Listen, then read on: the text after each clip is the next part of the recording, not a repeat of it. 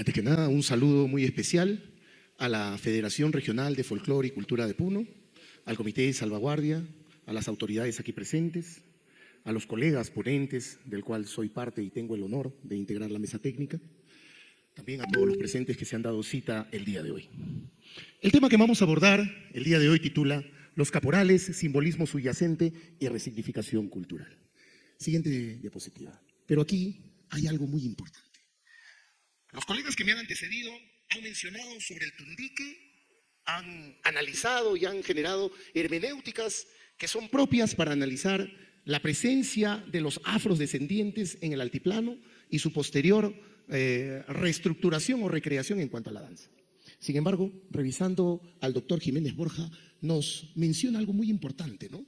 Dice, en las culturas prehispánicas se daba ceremonialmente color a la cara, de aquí que muchas máscaras de negros de épocas anteriores a la llegada de los afros no necesariamente representaban a gente de ese lado del mundo. ¿Qué quiere decir esto? De que ya existía un valor, un símbolo que los pueblos indígenas le daban al elemento negro, desde antes que llegaran los afrodescendientes. Y esto estaba completamente ligado a elementos rituales, que tenían que ver también con deidades que se asociaban no solamente al tiempo, sino a los ciclos agrícolas. Siguiente diapositiva, por favor. El simbolismo que subyace en el personaje del negrito, ¿no? El negrito en las danzas altiplánicas no necesariamente representa a los afros, antes de la historia prehispánica, ¿no? Porque después de la historia prehispánica ya vamos a ver, pues, otro tipo de contextos. Antes de la llegada de los hispanos, simbólicamente, los indígenas que se pintaban la cara, porque no solamente construían máscaras, sino también se teznían la cara de hollín, se representaba la primera humanidad condenada a la oscuridad, ¿no? Como sabemos, eso está en todos los mitos de los dioses que condenaron a la primera humanidad a vivir en el submundo, abajo, en el subsuelo, en la oscuridad. Lo subterráneo ligado a las deidades del tiempo, procesos agrícolas, rituales, a la lluvia y lo telúrico. Es por eso que encontramos a lo largo y ancho del altiplano puneño danzas de negritos que no necesariamente están relacionadas con los afros.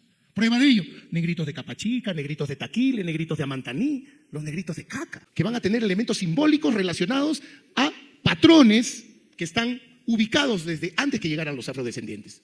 El negrito y la danza del tundique es el resultado de la constante reinterpretación de los indígenas sobre la presencia de los trofeos o llanarrunas. ¿Y por qué?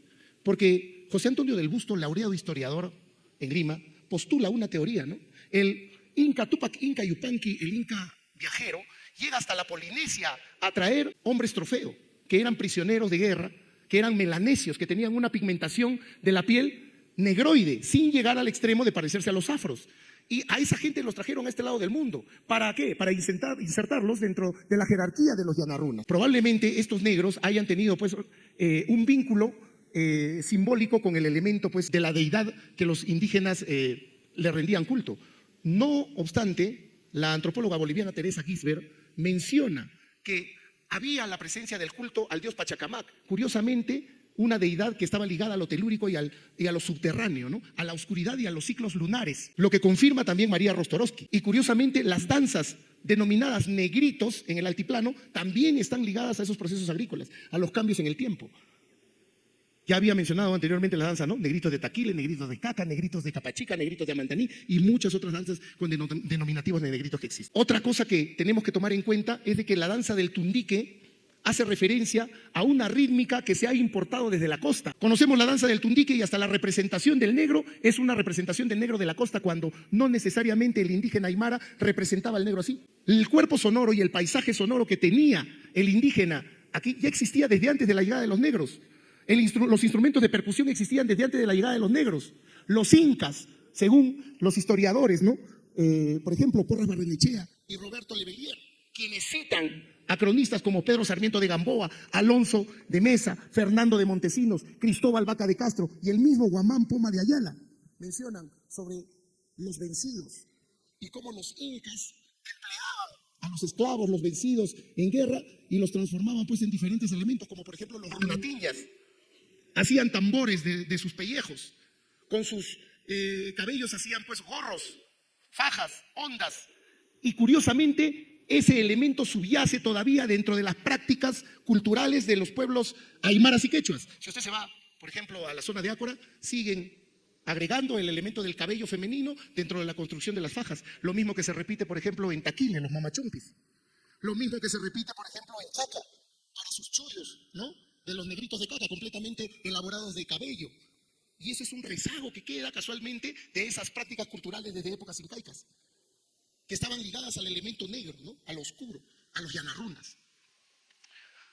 Además de eso, desde antes de la llegada de los incas ya se tenía un paisaje sonoro de percusión.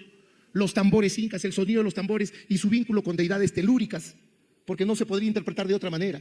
El tambor representa a una deidad telúrica, y como lo dice Teresa Gisbert, la deidad o la huaca principal a la que se le adoraba en el Cerro Potosí era Pachacamac, y Pachacamac estaba ligado era una deidad telúrica. La base rítmica del tundique constituye un elemento étnico que ninguna familia, ninguna persona, ni ningunos hermanos, ni ninguna agrupación se puede arrogar la factura de creación. Nadie puede decir, yo inventé una base rítmica, porque eso es étnica. Ese es un elemento étnico que emerge con la cultura y se va desarrollando a través de ella, con el hombre, con las producciones que el hombre otorga a su misma sociedad. Ese sonido del tum tum, tum tum, tum tum, tum tum, no puede decir nadie, muy ligero de lengua, muy ligero de huesos, que él lo creó. Es algo que constituye, pues, el contexto cultural de toda una sociedad primigenia, étnica. Siguiente diapositiva. El personaje del negrito en diversas danzas de Puno, ¿sí? Porque el personaje del negrito va a estar incierta no solamente en el tundique, no solamente en el caporal y en su resignificación del negro capataz, gamonal, mandón, mayoral, como se le quiera llamar en las diferentes danzas donde existe un caporal a lo largo y ancho de la cordillera andina, sino que existe inserto en diferentes danzas, ¿no? Por ejemplo, en los sicuris. Ahí está el elemento negro, el yanarruna, que con la llegada de los afros resignifica esa simbiosis de su convivencia no solamente entre comunidad, sino también con el nuevo agregado de cultura que llega, ¿no? Con los africanos. Y tenemos aquí, por ejemplo, la fiesta de Pentecostés de los negritos y mulas en la capilla del espíritu del centro del poblado de Yapur, en Capachica. Curiosamente, estas personas son indígenas que se tiznen la cara de negro y que más allá de imitar al negro, su presencia está relacionada a los ciclos de reproducción de los animales y también a los procesos de la primera cosecha. Siguiente diapositiva. Los negritos de Pentecostés de la misma manera.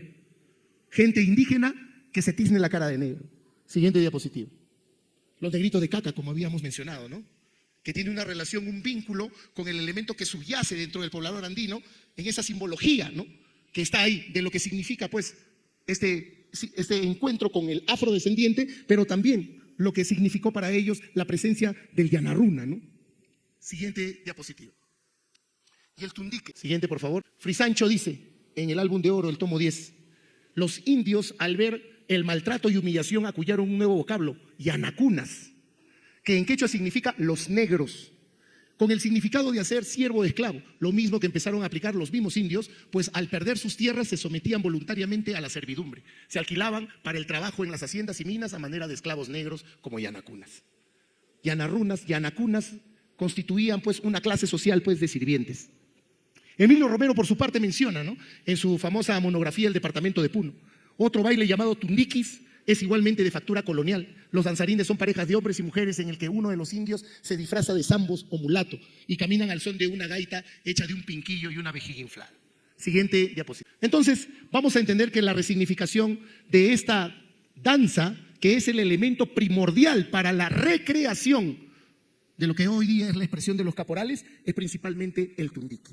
Y no solamente como una constitución de diseño estereométrico del cuerpo, una constitución de diseño planimétrico del cuerpo, sino además de lo que significa todo ese contexto simbólico que subyace dentro de la presencia del hombre indígena que se retrata así como una persona negra.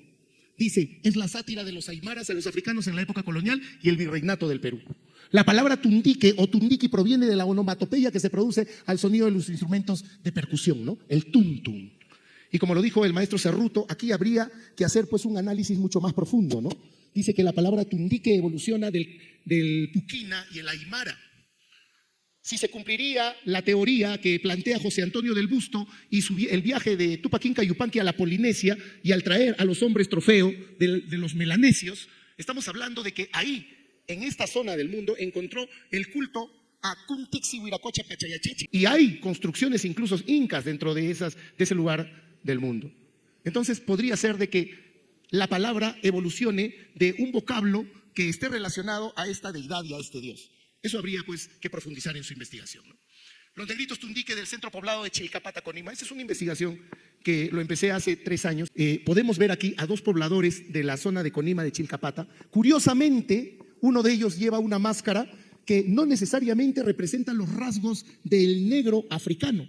Y el otro más bien sí, una máscara que se asemeja mucho a la morenada, con la famosa yacayinta, ¿no? La pipa, los ojos saltones. Pero el otro no, el otro más bien está ligado pues con facciones naturales de un poblador indígena, pero que tiene pues la tez negra, ¿no? Siguiente diapositiva, por favor. Aquí estamos con los negritos de Chilcapata de la comunidad de Conima.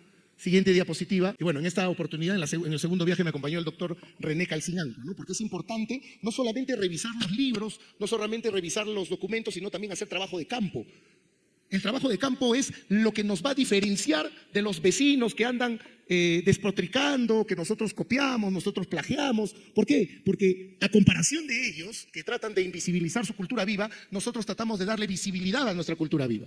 Y hay muchas danzas que están en las zonas aymaras y quechuas que lamentablemente no llegan a la gran festividad de Puno, la gran festividad nacional que es la Virgen de la Candelaria, ya sea por una cuestión de número o ya sea por una cuestión de presupuestos. Que estas danzas tienen a su bien no solamente tener un simbolismo que subyace dentro de ellos, hasta ahorita en el subconsciente indígena, sino además guardan la memoria y el archivo corporal de todo el proceso que ha llevado para que esta danza sea sostenible en el tiempo. Siguiente diapositiva. Y esta ya es una representación contemporánea de lo que se hace hoy en día en Puno. Y sinceramente, esta representación contemporánea que se hace, por ejemplo, en Juliaca, no corresponde a lo que es la representación del negro africano o el negro que habitó el negro que habitó el altiplano. Es incoherente pensar que un negro que habitó el altiplano pues vestiría así, ¿no? Pero ya bueno, es la forma de que como el poblador ridiculiza pues, ¿no? A la cultura africana. Y lo ridiculiza ¿por qué? Por muchos factores, ¿no? Lo dice Virgilio Roel Pineda, la convivencia con el negro nunca fue buena, ¿no? Tenían que entrar agrilletados de los tobillos a las minas y los españoles preferían que antes se mueran 10 indígenas a que se muera un negro que les costó su plata, ¿no? Entonces eran considerados materiales muebles que eran comprados y vendidos. En cambio el indígena no, ¿no? Entonces, pero a comparación del negro, el indígena podía sobrevivir. ¿Por qué? Porque estaba en su hábitat, ¿no? Estaba en su clima. Y hubo un elemento muy importante que hizo de que el poblador indígena altiplánico resistiera pues las inclemencias de este trabajo de la mita, que era pues la hoja de coca, ¿no? Un secreto que no lo conocían pues los africanos y por eso fueron devueltos a las costas, a los campos algodoneros y azucareros, tal y como lo comenta pues MacLean en su libro. Pero ¿de dónde procede la palabra caporal? Porque el caporal es el que comanda y dirige toda esta cuadrilla de negritos, ¿no? En el tundique, en la representación del tundique, es el caporal, que es satirizado también por el poblador indígena, aquel que comanda toda esta cuadrilla de negritos, esclavos. Es el que fiscaliza el trabajo de ellos. Y desde la danza, por ejemplo, del arte, tenemos diferentes formas de construcción del personaje. Muchos lo asocian con el negro alicate, porque se han visto un video por ahí y sale con su sombrero ancho y todo lo demás. Pero el caporal tiene patrones que construyen su identidad, que siempre se repiten en muchas danzas que están, vuelvo a repetir, a lo largo y ancho de la cordillera andina del Perú. Y no solamente del Perú, sino también de otros países que en ese tiempo constituyeron el virreinato del Perú. Sí, señor, porque nosotros fuimos virreinato. Así de simple, así de sencillo y así de práctico. Entonces dice que la palabra caporal proviene, ¿no?, del italiano caporale, derivado del latín caput. Y esto era concebido, el nombre caporal data de mucho tiempo, ¿no? Era dado a brigadieres entre los bajos oficiales de caballería. ¿Y desde dónde? ¿Desde qué tiempo? Bueno, pues desde el reinado de Enrique II. ¿Y desde qué año era? Rey de Inglaterra, desde 1154 hasta 1189, ¿no?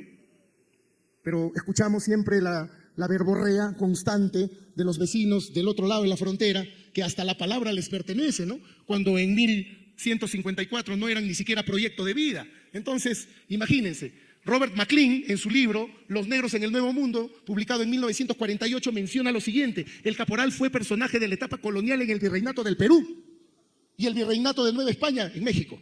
2 virreinatos importantes, señores. Así de sencillo. Y su central, su centro, su epicentro, dentro del virreinato del Perú, Lima. Así de sencillo. Así de simple. Y es que ya no podemos hacer la de Jesús, ¿no? La de Jesús es pon la otra mejilla. Ya no, el puneño tiene que cambiar el chip. Ya no puede seguir poniendo la otra mejilla ante los insultos, los agravios, los ataques, las ofensas. ¿Y dónde se rompe y se resquebraja toda esa tolerancia? Cuando llegan a invadir nuestra soberanía, colocando sus banderas y diciendo que estamos aquí en la capital del plagio. Eso es insultarnos no solamente a nosotros, sino a nuestros abuelos. Eso es insultar a todo el Perú, señores. A todo el Perú. Víctor Schœlcher, Un periodista que luchó mucho por la abolición de la esclavitud en Francia en 1842 menciona: el látigo era el despertador de los negros, anunciaba la hora del trabajo y de finalizar la jornada. Al igual que vuelvo a citar a Maclean, que dice: la ferocidad de estos caporales fueron las figuras siniestras cuya sola presencia sembraba el pavor entre las negrerías laboriosas. Y yo pregunto una cosa, y le pregunto pues aquí a los eruditos e iluminados y descendientes de los aliens bolivianos: ¿cuántas negrerías hay en Bolivia y cuántas negrerías hay en el Perú? Bueno, pues si nos vamos a poner a contar, desde aquí hago un llamado al Comité de Salvaguarda para que la próxima reunión o el próximo evento, que Puno sea el epicentro de la concentración de todas las negrerías que tenemos en el país. Y que, dicho sea de paso, la construcción de su vestimenta es por demás soberbia, lujosa. Está años luz de lo que del otro lado de la frontera se presenta. Caporal o capataz, presente en diversas danzas. Personaje creado por indígenas, satiriza al caporal, capataz, mandón, o en la zona de la costa se le llama también mayoral, ¿no? Ahí está la canción de la famosa pues Cebayón, ¿no? ¡Ay, mayoral! Y eso es que todos los afros en la costa, desde Nicomedes, Santa Cruz, Victoria, Santa Cruz, trataron de retratar lo que significó la historia y la penuria de los negros dentro del arte musical también, ¿no? Además que recrearon pues ellos diferentes situaciones dentro de sus danzas, ¿no? Lidera danza de negritos, cofradías. Bueno, la indumentaria que caracteriza al caporal, principalmente sombrero, correa ancha, chicote, camisón bombacho, botas y pantalón de montar, y entre ellos los cascabeles, que bueno, ya es un aditamento que llega con los españoles producto de la influencia árabe. Pero ojo, esto no es exclusivo tampoco de esa parte del mundo, porque en Mesoamérica y en Centroamérica ya existían elementos como los cascabeles, sonajeros. Si usted se va a visitar las tumbas del señor de Zipán, también su corte tiene pues presencia de cascabeles grandes y sonajeros. Entonces ya existía eso, como una suerte de amuleto, de elemento protector a los malos espíritus, pero ya se concebía. Si usted se va aquí a Yapata, que está en Carabaya, los chunchos de Esquilaya utilizan cascabeles de metal hoy en día. Es la resignificación de la antigua usanza de las chacapas, o los cascabeles o las semillas, que utilizaban ¿para qué? Para disociar el elemento del paisaje sonoro. ¿Y para qué necesitaban ellos disociar el elemento del paisaje sonoro? Porque necesitaban comunicarse a lo lejos, saber por dónde se ubicaban. Usted sabe que estando en selva, muchas veces los caminos no son definidos. Y eso no lo digo yo, señores. Lo dicen y me remito a mis investigaciones de campo, no de hace un año ni de hace dos, sino de hace más de 10 años, aquí en el departamento de Puno. El personaje del caporal en las diversas danzas, para ser breve, y seguimos viendo y analizando los patrones. Recuerden, botas, chicotes, sombrero, elementos que caracterizan al caporal, porque según el otro país dice que ellos crearon todo. Cuando uno crea todo, empieza desde cero, ¿no? Pero miren aquí, los negritos de Marcas de Huancavelica, los negritos de los Chapis, tienen las mismas características de construcción del personaje: sombrero, chicote, cascabeles y botas. Siguiente diapositiva. El atajo de negritos es liderado por un personaje que se llama caporal, al lo mismo que nos ilustró el doctor Flores Villasante, liderado por un capataz o por un caporal. Esta danza que se baila para el Corpus Christi. Siguiente diapositiva.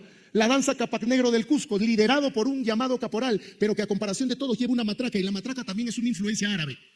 El Negritos de Guáñez, soberbio en su construcción de vestuario y en bordados, también lleva un chicotillo y botas. Negritos de Otusco, liderado también por un llamado caporal, y sobre todo el Negritos de Huánuco, que representa la corte del virreinato, liderado por dos caporales. Siguiente.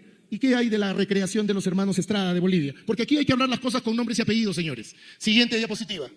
Fíjense, la recreación se basó ¿en quién? El primer vestuario de los caporales, copiado en el gaucho argentino. Siguiente diapositiva. La asimilación de la guarachera, que es una identidad del son cubano, y también lo incluyeron dentro de su construcción o su recreación de danza del caporal. Y no escuchamos ni a los cubanos ni a los argentinos demandarlos ni insultarlos. No escuchamos y no vemos un acoso constante en las redes, porque la cultura se resignifica, la cultura viaja. Nosotros como seres humanos hemos sido migrantes desde el principio de los tiempos, y el sencillamente ponerle fronteras políticas, eso está en la cabeza de todos los que de alguna otra manera pues tenemos ese sentimiento, no de pertenencia de algo, pero que realmente nos limita al hablar de cultura. Siguiente diapositiva. ¿Qué cosas son los caporales en la tradición puneña? El tejido social, que va a fortalecer la identidad de los caporales, porque el caporal en Puno cumple una función, y su función es la veneración a la Virgen de la Candelaria, y mediante sus prácticas va a fortalecer ese tejido social. Siguiente diapositiva. ¿Y qué cosa hay dentro de la práctica de los caporales? Porque no solamente es hacer el paso 1, el paso 2, el paso 3, pelearse por ser gamonal o ser guía, ¿no? Pelearse, sacarse los ojos por ser presidente y a ver cuántos carros me compro después. No, también existe el tema de los rituales de paso el significado simbólico que subyace dentro de la práctica del caporal. Por ejemplo, el bautizo al primer caporal es un ritual de paso según Víctor Turner y que tiene un momento umbral que él lo llama liminalidad. Ahí está, cuando el novato deja de ser novato y pasa a ser el que se acepta dentro de la cofradía de los caporales. Y da su vida, no sé cómo será ahora, ¿no? Pero por ejemplo, yo desde el primer momento di mi vida, 25 años, a ser caporal. Ya estoy viejito, pues ya no puedo bailar tanto. El traje del caporal como lienzo de cultura e identidad. Siguiente diapositiva. Y es que sí, el traje del caporal tiene que ser un lienzo de cultura que visibilice nuestra cultura aymara y quechua. No podemos seguir pensando de que en el traje de caporal tiene que ir un dragón, una mariposa, un alacrán. No, señores, tenemos que pensar en nuestra cultura, visibilizarla porque Candelaria está en los ojos del mundo. Por ejemplo, tenemos aquí muestras, el sol y la luna, la complementariedad andina. Siguiente. Tenemos un vestuario ligado a la representación y al culto de la Virgen de la Candelaria, a los elementos, tierra, agua, aire. Siguiente. Al puma, que es un animal sagrado dentro de la cosmovisión andina. Las iconografías que están ligadas a nuestras culturas. Siguiente. Aquí. Es importante ver cómo se visibiliza elementos, ¿no? Cerámicas como el torito de Pucará, que tienen una riqueza cultural bastante milenaria. También la iconografía de la chulpa lagarto. Qué bonitos trajes cuando se piensan, cuando se elaboran con la cabeza, ¿no? Y no solamente de un pensamiento o una actividad trasnochada. Siguiente. Por ejemplo, la recuperación de los tejidos de Capachica. ¿Cuántos tejidos tenemos en Puno, señores? Taquile, patrimonio de la humanidad en textilería. Y si algún día hacemos un vestuario inspirado en las mantas de Cuyo Cuyo, ¿qué sería, no? Pensando. Siguiente. Representar y enarbolar nuestra identidad como puneños y como peruanos. ¿Por qué no, señores? Hace falta un poquito de nacionalismo también, ¿no? Hace falta un poquito de nacionalismo. Siguiente. Las culturas que convergen dentro de todo nuestro país. Dar a conocer que nuestro país fue cuna de grandes culturas primigenias. Siguiente. Y también están los elementos míticos que no pueden ser ajenos, ¿no?, a la contemporaneidad. Siguiente. ¿Y qué hay de nuestras coreografías? Estas que hemos heredado de nuestros hermanos los autóctonos, porque ellos al llegar de sus comunidades, y lo digo con razón de causa porque yo en algún momento he participado como coreógrafo de los uncacos de Pacaje, la comunidad originaria, de los hachacayas de Oruro, comunidad originaria, y ellos no te permiten hacer una cruz, una X, que no tiene sentido, no, ellos quieren comunicarse con algo. Quieren representar sus iconografías que están plasmadas no solamente en su vestuario, en sus bordados, sino también en sus huacas, en sus restos, en sus sitios arqueológicos. Y es por eso que eso lo hemos heredado. Y tenemos ese orgullo de decir que en Puno se representan diferentes iconografías a gran escala, tal y como lo hacían nuestros antepasados, como por ejemplo los Nazca y como por ejemplo los de Ácora, ¿no? Tenemos por ejemplo el Bazar de Titicaca. Siguiente. La chacana. Siguiente. El identificarnos como puneño, porque Puno sí es el Perú, señores. Puno sí es el Perú. Siguiente. La Venus, que marca las estaciones del ciclo agrícola. El Amaru, que está presente dentro de todos los procesos de cambios en el clima. Siguiente. También los sitios sagrados de la fe católica. Siguiente. Las chulpas de Siyustani, elemento milenario con el que se respalda nuestra identidad y se fortalece. Siguiente. Y así, bueno, esto ya es un tema que lo va a hablar el siguiente maestro, el maestro Guaringa, pero de alguna otra manera tenemos el caporal y su resignificación a nivel nacional, y se resignifica producto de la migración de los puneños a Lima.